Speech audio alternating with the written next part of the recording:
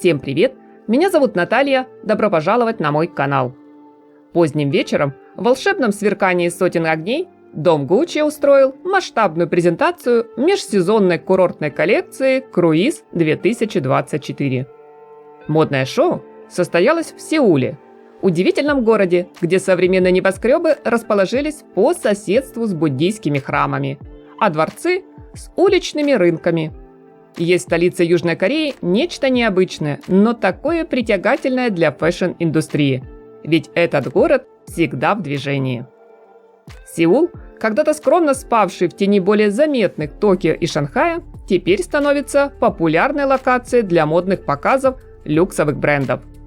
Вот и сегодня он знакомит нас с новой круизной коллекцией Gucci. Над созданием стильных образов по-прежнему работала вся дизайн-команда дома. Так как после ухода Александра Микеле с поста креативного директора, новый ведущий дизайнер представит свое творчество немного позже. Презентацию решено было устроить во дворе исторического дворцового комплекса, название которого в переводе с корейского звучит как «Дворец лучезарного счастья». Это древнее строение конца XIV века, бывшая резиденция королевской династии Чосон, а ныне пункт назначения всех иностранных туристов и бессменная локация для съемок рекламных сюжетов, кинофильмов и музыкальных клипов. Теперь же Кёнбокун с легкой подачей Gucci преобразился в гигантский подиум. Новая коллекция снова представляет собой микс прошлого и настоящего, заточенного на этот раз прежде всего на южнокорейскую аудиторию. Здесь много отсылок к футуризму в виде отстегивающихся деталей и причудливой формы солнцезащитных очков, серебристых бомберов и летящих шифоновых платьев поверх гидрокомбинезонов.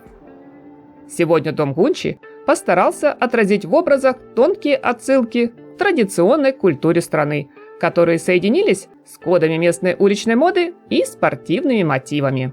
Из интересных моментов мне бы хотелось отметить смелый дуэт велосипедок из строгого жакета из ткани букле, союз наглухо застегнутых водолазок из неопрена, как с узкими, либо напротив пышными юбками макси, которые словно перешили из верхней одежды, так и с классическими фасонами длиной миди, где часть нарядов неожиданно украшена цветными кристаллами. Широкие брюки, потрепанные джинсы, стильные ансамбли в духе униформы с огромными накладными карманами сменяли на подиуме пальто и платья с акцентными атласным бантом, сходным с характерной лентой-завязкой к национальной корейской одежде чагари. На футболках, толстовках бренд разместил сюрреалистические принты с изображением розового желе, бабочки и кошачьи лапы. В создании фэнтезийных картин для линейки Gucci участвовал местный цифровой художник Рамхан. Модные образы дополняют обувь в спортивном стиле. Есть также грубые ботинки и более изящные мюли и сапоги. Из украшений отмечу броши и ожерелья из жемчуга, но большей частью доминируют серебристые серьги-кольца и металлические цепочки, особенно с крупными звеньями.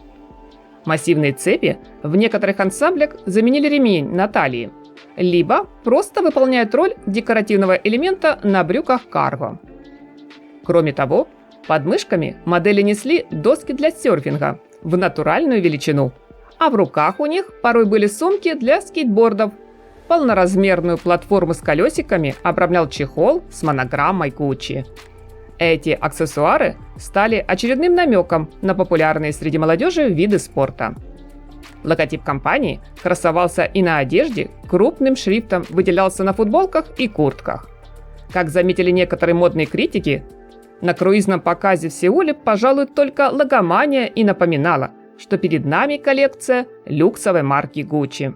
Какие изменения в дальнейшем ждут именитый дом после смены креативного руководства, мы с вами, друзья, я надеюсь, узнаем совсем скоро.